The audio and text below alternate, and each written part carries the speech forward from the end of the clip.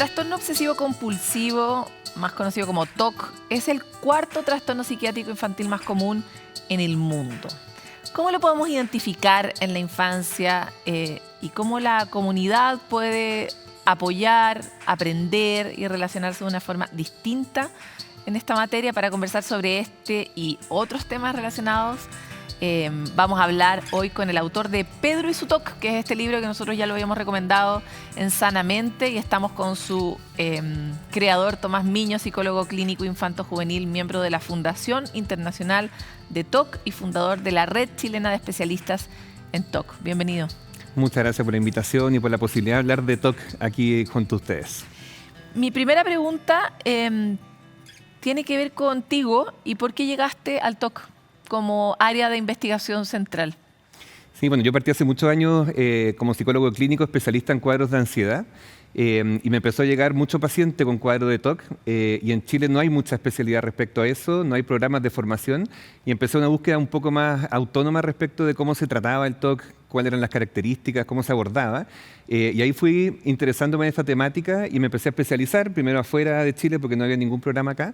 Y ahí empezó un interés por darme cuenta que era algo de lo que se hablaba muy poco, sobre todo yo que soy psicólogo clínico de niños y adolescentes, me di cuenta que eran una población que estaba bastante como olvidada, sobre todo en temas de salud mental, pero en el TOC también, que es una condición que puede limitar muchísimo, que hace sufrir muchísimo a los niños y a los adolescentes. Y desde ahí nació un poco el interés por poner esta temática también sobre la mesa y empezar a desarrollar proyectos en torno a esto. Como decía al principio, este es el cuarto trastorno de salud mental, me imagino después de depresión, ansiedad y... Lo otro, bueno, deben ser algunas temáticas más relacionadas con temas de consumo, de sustancias, pero efectivamente el tema del TOC es uno bien frecuente. Es bien prevalente. Es muy prevalente, sí. Ya, ¿y es prevalente de igual manera en niños chicos y en niños más grandes? Sí, generalmente es entre un 2 y un 3% de la población mundial que tiene TOC. Se han hecho hartos estudios para ver si es que en niños, adolescentes o adultos se da como distinto. ¿Alguna diferencia? Pero en general se da más o menos similar. Esa es como una de las cosas que se ha visto tanto en hombres como en mujeres, también se da de manera similar, pero se puede dar desde muy temprana edad. Eso sí es importante mencionarlo, se puede dar de los 6, 7 años y cuando eso sucede probablemente tenga una carga genética mucho mayor también. Y ya, ¿es un trastorno que se transmite genéticamente? Exactamente. Una de las principales hipótesis que hasta ahora se manejan, porque no se sabe como a ciencia cierta todavía como el origen del TOC, las principales hipótesis es que tiene un origen genético, que se puede heredar.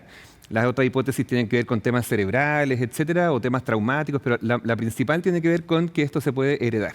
Oye, ¿y qué tipo de señales puedo identificar yo en mi hijo, en mi hija desde los 6 años que podrían darme una pista de que tal vez tiene TOC? Esa es una muy buena pregunta, porque efectivamente los niños más chiquititos también tienen conductas compulsivas. A veces les gusta, no sé, saltar las líneas de la vereda o ordenar sus juguetitos de cierta manera. O hacer torres, o ver 500 veces la misma película. O escuchar el mismo cuento 1000 veces. Entonces, efectivamente, esas características son características esperables de la edad. ¿Ya? Obviamente es importante no patologizar todo, pero efectivamente en el caso del TOC infantil, una principal característica tiene que ver con la angustia, ¿ya? Y eso, un niño, por ejemplo, que está ordenando sus juguetitos y uno se los pasa a llevar o se le caen y él es capaz de ordenarlos de nuevo y seguir jugando, es distinto a un niño que lo ordena de manera sistemática, yo se lo desordeno y la angustia que siente por dentro es gigante, porque tiene la rigidez del TOC, de que tengo que hacer las cosas de cierta manera, que no lo puedo mover de donde lo dejé, entonces ya no es algo lúdico, sino que empieza a ser algo mucho más angustioso. Y esa es una característica principal de los cuadros obsesivos, que están muy cargados de angustia, que es diferente a un niño que puede estar preocupado tal vez, o más ansioso, pero acá hay una característica muy potente de angustia. Te puede sonar precaria mi pregunta, pero ¿cómo uno identifica la angustia? Porque tal vez la angustia, sobre todo en la conciencia, es algo que uno describe a medida que tiene un poco esa experiencia y por lo menos en mi registro es un registro bien de joven y adulta, no de chica. Sí. Entonces, ¿cómo yo identifico la angustia en otro y en este caso mi hijo o mi hija? Sí, ese es un gran tema. De hecho, en el libro también lo ponemos, como cómo los niños van descubriendo estas palabras que a veces los adultos usamos como angustia, ansiedad. Principalmente es una sensación de llanto frecuente, dificultades para dormir, puede afectarse el ánimo, puede afectarse la alimentación. La angustia efectivamente invade casi todos los aspectos de la vida de los niños. Pueden aparecer temores, afecta el tema escolar. La verdad que interfiere en muchos aspectos porque es un niño que no está tranquilo, que lo está pasando mal, que está con pensamientos angustiosos o que lo está pasando muy, digamos, difícil en su día a día. Esa característica nos puede llamar la atención de que lo esté como pasando realmente mal, digamos. Efectivamente, cuando los niños son chicos, hacen cosas de manera repetida en una cierta etapa. ¿De qué edad en adelante esa repetición ya es una alarma más concreta de que es TOC? Sí. Generalmente desde los 8, 9, 10 uno ya puede empezar a notar que es una característica de TOC. Antes de eso son características que uno puede estar pendiente, como que se sacan las pelucitas de los dedos o cosas así que uno dice, son etapas, digamos, que después se pasan. Pero cuando hay una rigidez muy marcada que se empieza a quedar pegada de los 7, 8 años, uno ya empieza a observar características de TOC, que ahí también sería bueno diferenciar lo que es el TOC, porque ahí tiene la característica obsesiva por un lado y la característica compulsiva por otra. Las obsesiones son pensamientos, imágenes, recuerdos, sensaciones, etcétera, que se quedan pegados en la cabeza, que hacen sentir mucha angustia. La persona no quiere pensar en esas cosas, pero igual se le quedan pegadas en la cabeza. Y las compulsiones son las cosas que hacen para evitar estos malos pensamientos o para evitar que pasen cosas malas. Entonces, por ejemplo, si un niño siente que si no ordena su almohada de cierta manera, su mamá se puede morir, la obsesión sería la muerte de la mamá y la compulsión sería ordenar la almohada de cierta manera. Esos son como siempre dos criterios que siempre están presentes en el caso del TOC. Ya, cuando tú das ese ejemplo, suena como extremo, pero tú hablabas al inicio de que podía tener una condición genética o podía tener también una condición traumática. Sí. Claramente, si yo tengo un episodio traumático y después aparece la conducta, uno puede hacer la asociación. Pero, ¿qué característica, tienen alguna diferencia el grupo de TOC que son más genéticos respecto del grupo de TOC que son más bien de eventos traumáticos? Hay algunas diferencias respecto al origen, sobre todo al curso más crónico. O sea, efectivamente, si es un TOC que empezó a los 6, 7 años, probablemente como el TOC es una condición de salud mental que acompaña durante el curso de vida, es distinto a que se gatille, por ejemplo, mucha gente aumentaron los síntomas de TOC después de la pandemia, que fue un estresor, digamos, muy importante, y ahí aumentaron los síntomas. Claro, es distinto el curso de vida de que aparezca por un elemento traumático, cuando había una predisposición, obviamente, para generar síntomas, a los 30, 40, 50, a ver, digamos, estar con TOC desde los 6 años en adelante. Va a tener que ver con el criterio más temporal, pero en términos de definición del cuadro clínico es muy similar, entre si es genético o tiene alguna otra hipótesis como digamos, de origen, digamos, en ese sentido.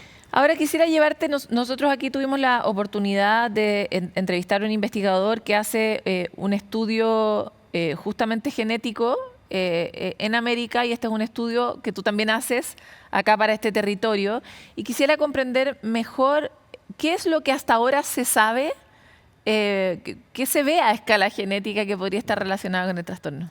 Sí, efectivamente, una investigación que está liderando el doctor Eric Storch, que fue el que ustedes entrevistaron. Acá en Chile estoy yo también como director principal del estudio junto a otros profesionales. Y lo que estamos justamente evaluando es cuál es la característica genética del TOC en población latina. Porque todos los estudios con los que uno estudió o los estudios que uno usa como referencia para las investigaciones son todos de Estados Unidos, de Europa, etcétera. Entonces, este es el único y primer estudio que existe, por eso es tan importante, en donde estamos recabrando información de todos los países de Latinoamérica, ¿ya? Y lo que estamos haciendo con eso es, aparte de aplicar varios cuestionarios a los participantes, extraer muestras de saliva, ¿ya? Y esa es la que se está analizando justamente para hacer el seguimiento genético del TOC.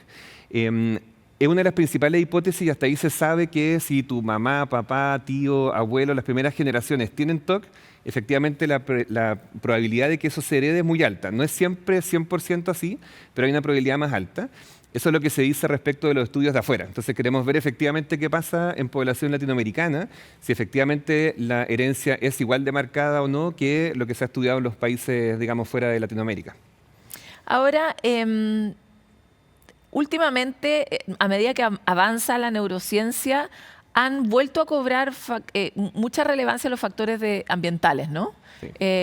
Y sabemos cada vez más que los factores ambientales pueden cambiar el curso de una enfermedad, gatillarla o no gatillarla, acentuarla o disminuirla. ¿Ocurre eso también a pesar de este origen genético del TOC? Sí, de todas maneras, es una buena pregunta porque el TOC es muy permeable al estrés, a la angustia, a las preocupaciones. Entonces uno tiende a ver a los pacientes que están con los síntomas estables, por ejemplo, pero si viene fin de año que están más cansados o los niños con las pruebas, etcétera, tienden a aumentar los síntomas. Por eso te mencionaba lo de la pandemia, porque esa fue un gatillante que a todos nos afectó, que a todos nos puso más ansiosos, que a todos nos apareció el tema de la muerte, ¿no es cierto?, la angustia, etcétera, y que finalmente ese gatillante ambiental efectivamente puede, no es que gatille el TOC, en términos de que si nunca estuvo va a estar por eso, pero puede haber una predisposición, por ejemplo, a la base más ansiosa, o que había algún componente obsesivo que con el evento traumático ambiental, en el fondo eso aparece con mayor fuerza. Pero efectivamente es muy permeable. Hiciste una corrección y dijiste, no es que lo gatille, o sea, no es, porque hay otros trastornos de salud mental que sí se pueden gatillar. Exacto. Eventos psicóticos, por ejemplo, y a propósito de cuestiones que uno...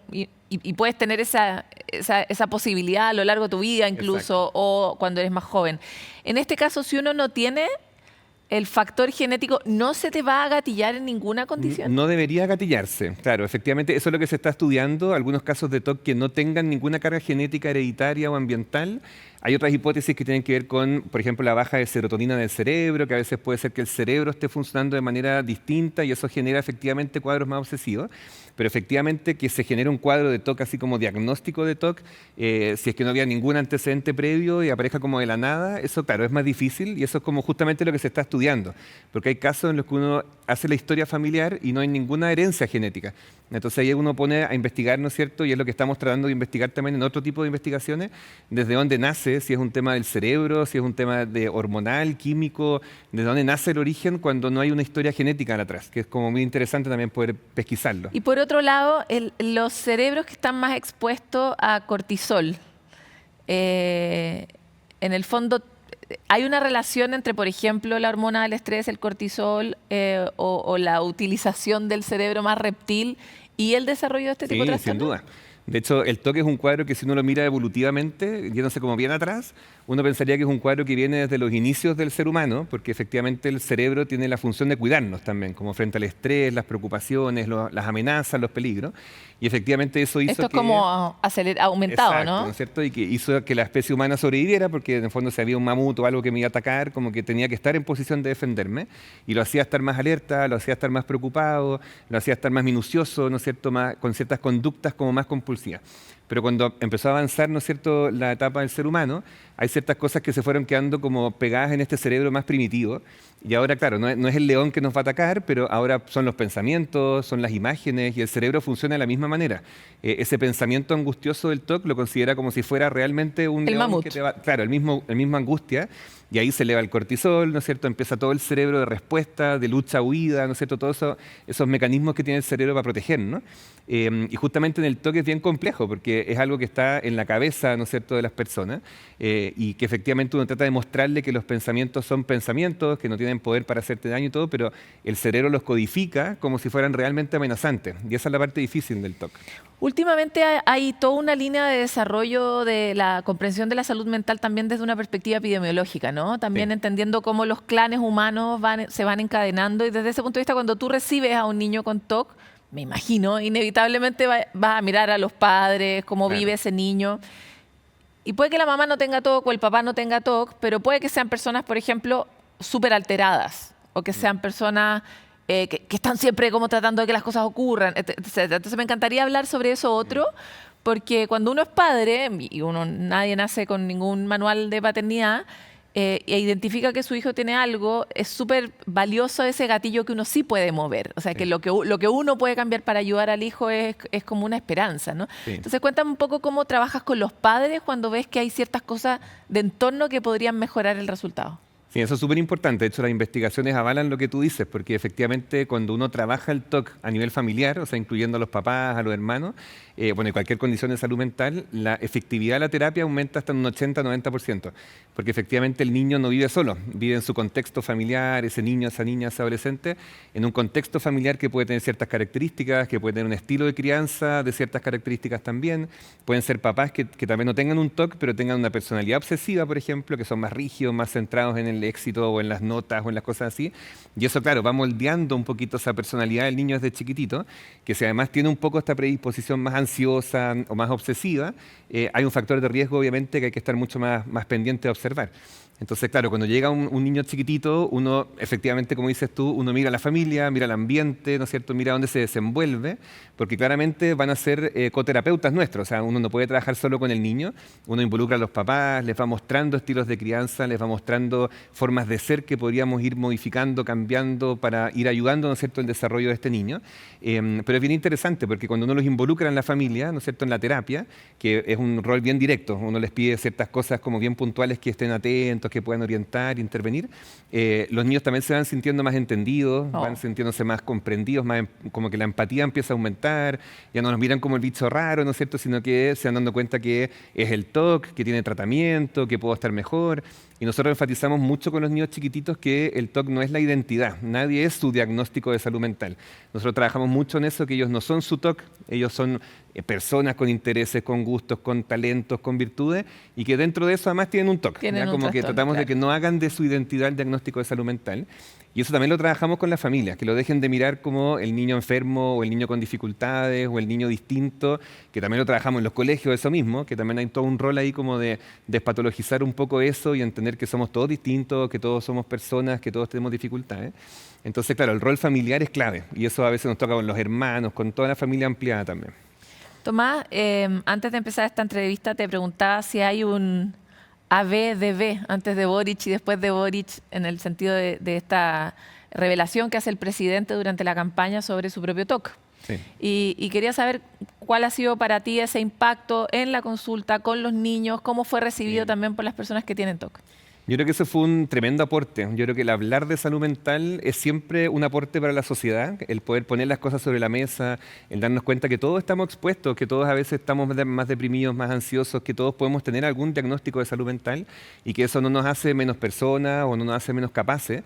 Y ha sido bien bonito porque efectivamente a mí me toca trabajar mucho con niños, niñas y adolescentes, que cuando apareció el tema de que el presidente de Chile tenía TOC, fue muy bonito para ellos como el decir, bueno, yo también tengo TOC y mira, él también tiene TOC y llegó a ser presidente de un país.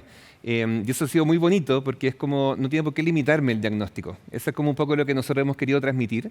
Y yo creo que el hecho de que él lo haya abierto, también se habla más de TOC, aparece más en la palestra, la gente habla más del diagnóstico. También por otro lado aparece, ¿no es cierto?, lo que es muy típico de ciertas sociedades, digamos, que es como la burla respecto a eso, el estigma respecto a eso, el mostrar el síntoma como algo de lo que me puedo reír, que también es algo que nosotros tratamos de trabajar mucho en esta iniciativa que tenemos, que es Hablemos de TOC.cl, de sacar ese estigma que tiene encargada la salud mental y sobre todo el TOC, ¿ya? Porque se habla mucho del TOC, de que yo soy tan TOC porque me gusta ordenar, o yo soy tan TOC, o burlarse de las conductas de la gente con TOC. Sí, pero uno muchas veces dice eso, no es mala, claro, sino claro, como una forma de describirse uno mismo. Exacto. Y sin embargo igual es agresivo. Claro, porque además es como, claro, cuando dice como soy tan bipolar porque cambio mucho, finalmente, claro, son diagnósticos de salud mental que son complejos, porque en el fondo cuando alguien dice me encanta ordenar, por eso soy tan TOC, la gente con TOC no disfruta de eso. Esa es como la principal característica. Si a ti te gusta limpiar y ordenar, es que no es un TOC, porque la gente con TOC sufre por esto, se angustia, lo que más quisiera es no tener TOC. Entonces también es como ciertas sutilezas del lenguaje, pero yo creo que ha sido una buena oportunidad de que podamos normalizar la salud mental desde distintas personas, digamos, y darnos cuenta que tener un diagnóstico de salud mental no nos limita. Podemos hacer nuestros sueños, podemos seguir nuestra vida, que es también lo que uno les muestra a los niños cuando son chiquititos, que a veces ven muy coartada su vida por el TOC, del ir al colegio, poder juntarse en la casa de los amigos. Uno les muestra que hay vida más allá del diagnóstico también. Ya, y quisiera, para cerrar, hablar de eso en particular. Tú decías que cuando uno trabaja con las familias mejora hasta en un 80% el resultado final de la terapia. Y que ellos se sienten muy aliviados. Desglosa un poco esa sensación, pues yo creo que no hay nada más importante para un padre o una madre o para una persona que saber que tiene acceso al alivio y que la vida puede ser mucho mejor. Como cuéntanos un poco cómo florecen esas personas. Sí, de todas maneras. Y sobre todo cuando saben el diagnóstico, porque los niños habitualmente lo que más me dicen es como yo pensé que estaba loco, que me estaba volviendo loco, que era el único que pensaba estas cosas, que me daba vergüenza que alguien supiera lo que yo estaba haciendo, entonces lo escondía. Y es un cuadro que se vive muy en silencio. O sea, hay niños que se demoran años en decir que tienen estos síntomas. El TOC se demora como entre 10 y 14 años más o menos en las investigaciones en encontrar una ayuda oportuna por el estigma, la vergüenza y todo. Entonces, cuando uno les dice, mira, esto es TOC, se trata de estas características, es algo que le pasa a muchas personas, que tienen un buen tratamiento, que no tienen por qué, eso les alivia muchísimo, primero ponerle un nombre a qué es lo que pasa, que esto le pasa a más niños, que le pasa a más personas. Y cuando ya tiene un nombre, también sé qué hacer. Cuando yo siento que controlo algo, tiene un TOC, esto es lo que voy a hacer, también me siento más tranquilo como papá, pero también como paciente, como niño, de saber, bueno, cómo poder enfrentarlo, cómo le voy a ganar a esto. Y ese alivio tiene que ver con eso, con que me dejen de mirar como el bicho raro, de sentir que puedo hablar de esto con alguien y que no pasa nada si lo hablo. Es normal hablar de estas cosas y ese alivio es gigante, o sea, les da una autoestima gigante también. Y cuando los niños son chiquititos es muy importante lo que los papás y cómo los papás te miran, aunque no te digan nada. Entonces, ¿cómo has visto que para esos niños es que los empiecen a mirar de otra manera? Sí, no, la autoestima aumenta un montón, la sensación de que me quieren a pesar de esto, porque también sienten como, es que yo no le quería decir a mi papá o a mi mamá porque me iban a mirar raro, o iban a pensar que yo tenía un problema, o que cómo estaba pensando estas cosas. Entonces, cuando logran abrirlo y se dan cuenta que el cariño sigue igual, que los papás te quieren a pesar de todas las cosas que puedan pasar, como que eso también les da una tranquilidad de que me quieren a pesar de estas cosas que me cuestan o que son difíciles, y eso los alivia muchísimo. O sea, uno ve la cara de alivio cuando es capaz de hablar esto con los papás, o cuando uno les dice, mira, esto es TOC y estas son las características, es un alivio como decir, esto le pasa a más gente, no soy solo yo. No, y incluso una sensación de que te quieren más, tal vez, exacto, porque ya ahora sí, te comprenden. absolutamente, ¿no? aumenta la autoestima, aumenta el decir, bueno, ya sí, yo tengo TOC, pero también tengo otras cosas, soy capaz de otras cosas, como que empodera mucho más también. Tomás, te quiero agradecer mucho por esta conversación. Teníamos muchas dudas y muchas preguntas. Que te vaya muy bien también con el sitio, con la investigación. Y dejamos invitados también a las personas que tengan dudas o que quieran participar, que se encuentren contigo a través de todas las redes que nosotros hemos compartido ampliamente en nuestro programa. Muchas gracias. Muchas gracias a ustedes por la invitación. Es tan precioso sentirnos acompañados o ver cómo nos cambia la mirada a nosotros sobre nosotros o a otros sobre nosotros en el proceso de conocernos, que nos encanta compartir este tipo de experiencias y también compartir con ustedes las técnicas que cada uno ha encontrado, a veces desde la intuición, a veces desde la investigación, para sentirse mejor.